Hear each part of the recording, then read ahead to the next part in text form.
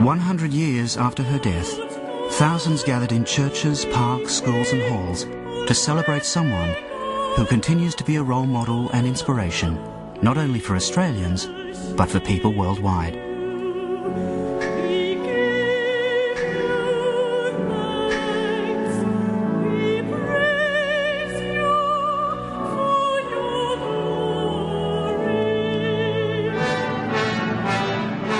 This is the story of one of the most remarkable women in Australian history. It's a tale of love and dedication that demolishes the myth that pioneering in Australia was solely a masculine attribute.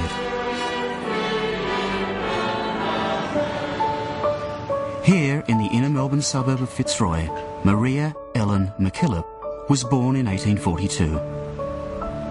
4 years earlier, in 1838, 25-year-old Scotsman Alexander MacKillop came to Australia and 2 years later married Flora MacDonald, newly arrived from the Scottish Highlands. Mary, their first child, was baptised at St Francis Church, today celebrated as the oldest Catholic church in Victoria.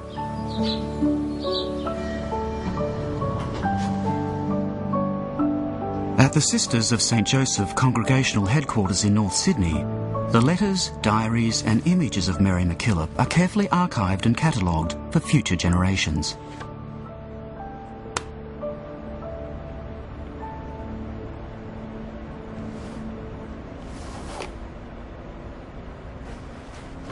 When I was little more than 16 years of age, the principal care of a large family fell upon me. And that, until I was 25, I felt its burden yearly more and more. All this time, too, I desired to be a religious, but was frequently, in my impatience and pride, in great danger of losing my holy vocation.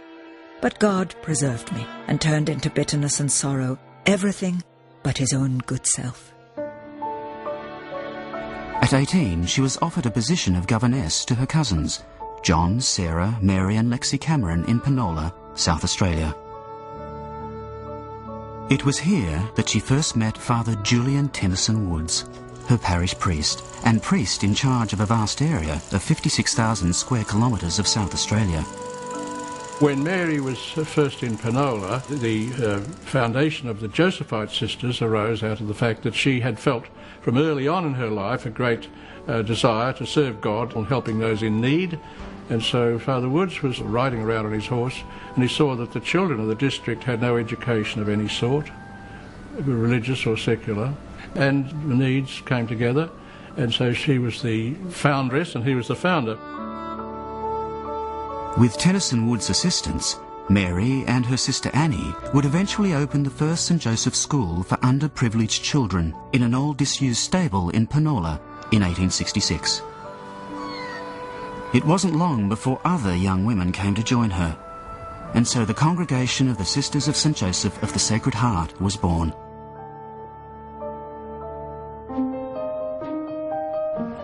In 1867, a new stone schoolhouse was built, and Mary taught here before she moved on to Adelaide.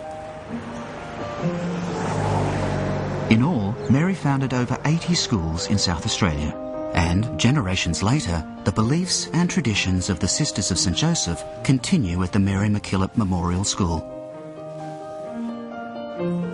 I think one of her greatest legacies in Australia is education.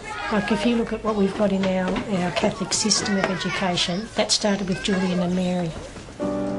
Father Julian Tennyson Woods, who assisted Mary in the spiritual development of the congregation, realised that what the church in South Australia needed at that time was a congregation of sisters designed for Australian conditions. A portable, well-educated, committed teaching. Mary MacKillop was asked by Father Julian Tennyson Woods, now Director of Catholic Education in Adelaide, together with his bishop, Bishop Lawrence Bonaventure Shiel, to come to Adelaide to develop the congregation's schools ministry. Bishop Shiel was an ardent supporter of Mary, encouraging her and her fellow sisters to expand their work throughout South Australia. In 1871, Bishop Shiel's ardour and enthusiasm wavered when, acting on misleading and scurrilous information, he took the extraordinary step of excommunicating Mary. Mary MacKillop should not have been excommunicated. History has proven that. I think the strength of Mary's character came out even more during the excommunication, as she knew it was wrong, she knew it was unjust. Oh, my loving God, I seemed not to recognise the presence of the bishop and priests as I knelt before the judgment seat, but I felt, oh, such a love for their office, a love and sort of reverence for the very sentence which I knew was being in full force passed upon me. I do not know how to describe the feeling, but that I was intensely happy and felt nearer to you than I had ever felt before.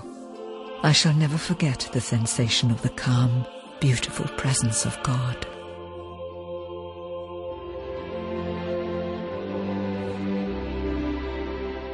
Five months later, Bishop Shiel, by this time gravely ill, lifted the excommunication and expressed his sorrow at being misled by bad advisers.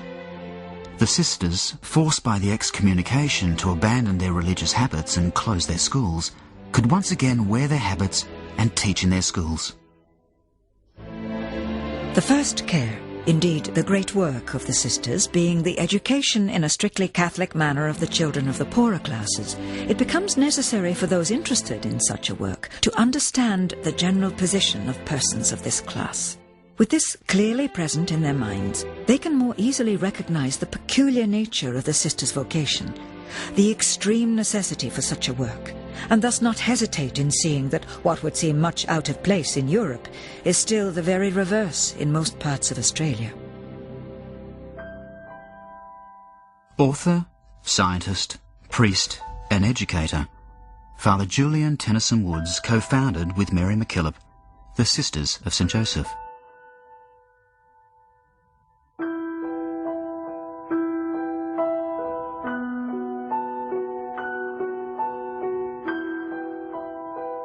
In later years, Mary and Julian had significant disagreements on governance, which led to an eventual parting of their ways. To Mary's credit, she always held Woods in the highest regard, and at all times speaking charitably and with pride about his role in the formation of the congregation.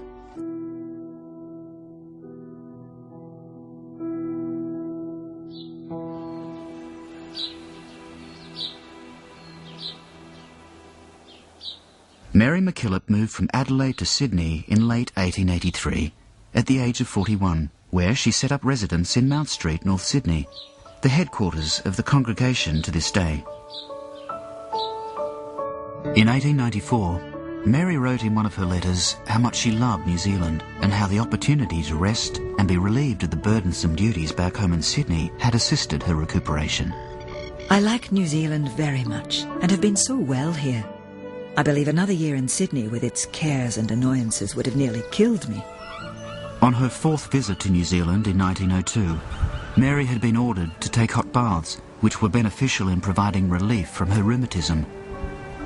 Her doctor instructed her to submit herself to the rigorous program at the famous Rotorua medicinal baths. In May, while Mary was in Rotorua, she suffered a stroke. It would be 9 months before she was well enough to return to the mother house in Sydney.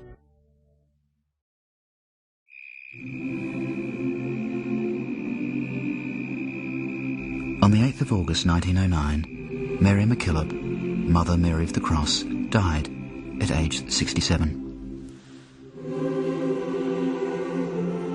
She was visited by Cardinal Moran, the Archbishop of Sydney, just prior to her death, and anointed, and as he left that day he made the famous statement that today I consider I have assisted at the deathbed of a saint. Within hours, messages of sympathy came from bishops, brothers, priests, sisters, lay people, and even Pope Pius X. Mary MacKillop, daughter of Scottish immigrants to Australia and co-founder of the Sisters of St. Joseph, was immediately seen as an outstanding model of virtue, a pioneering woman of courage, a holy and good woman, a saint for Australia and the world.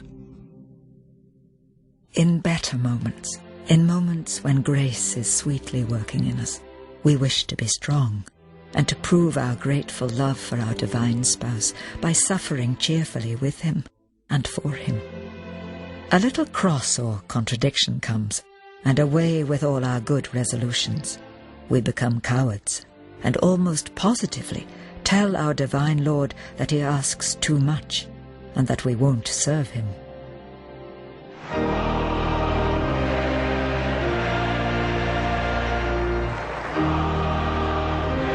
Since Mary MacKillop's death in 1909, she's attracted a great deal of veneration within Australia as a symbol of holiness and pioneering strength.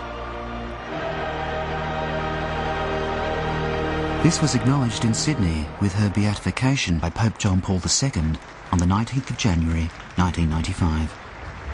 Mary became known as Blessed Mary MacKillop.